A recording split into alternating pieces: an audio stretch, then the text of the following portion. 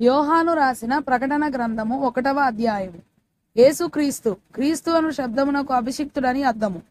తన దాసులకు కనుపరచుటకు దేవుడు ఆయనకు అనుగ్రహించిన ప్రత్యక్షత లేక ప్రకటన ఈ సంగతులు త్వరలో సంభవింపనై ఉన్నవి. ఆయన తన దూత ద్వారా వర్తమానము పంపి తన దాసుడైన యోహానుకు వాటిని సూచించెను.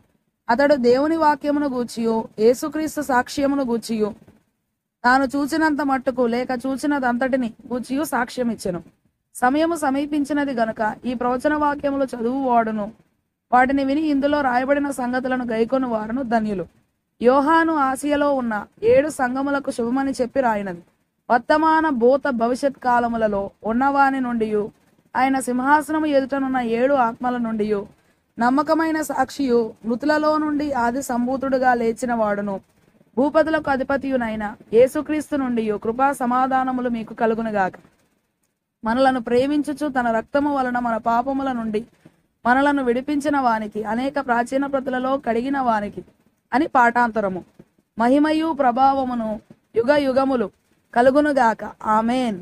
ఆయన మనలను తన తండ్రియగు దేవునికి ఒక రాజ్యముగాను యాజకులను గాను చేసెను. ఇదిగో ఆయన మేఘారూఢుడై వచ్చుచున్నాడు.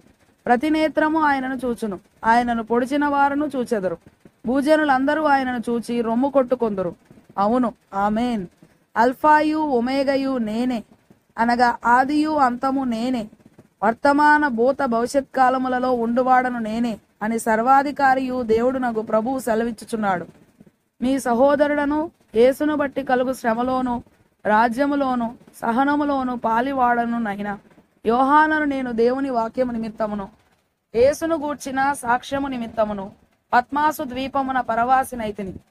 దినమందు ఆత్మవసుడనై ఉండగా బోరధ్వని వంటి గొప్ప స్వరము నీవు చూచుచున్నది పుస్తకములో రాసి Ephesus, Smyrna, Pergamum, Thyatira, Sardis, Philadelphia, Laodicea అను 7 సంఘములకు పంపుమని చెప్పుట నా వెనుక వింటిని.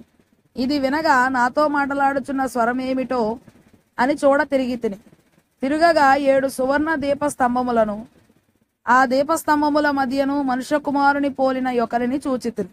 ఆయన తన పాదముల మట్టునకు దిగుచున్న వస్త్రము ధరించుకొని రొమ్మునకు బంగారు దట్టి కట్టుకొని ఉండెను. ఆయన తలయు తల వెండ్రుకలను తెల్లని ఉన్నిని పోలినవై హిమమంత ధవళముగా ఉండెను. ఆయన నేత్రములు అగ్ని జ్వాలవలె ఉండెను. ఆయన పాదములు కొలిమిలో పుటము వేయబడి మెరయుచున్న అపరంజితో సమానమై ఉండెను. ఆయన కంఠస్వరము విస్తార జలప్రవాహముల ధ్వని వలె ఉండెను.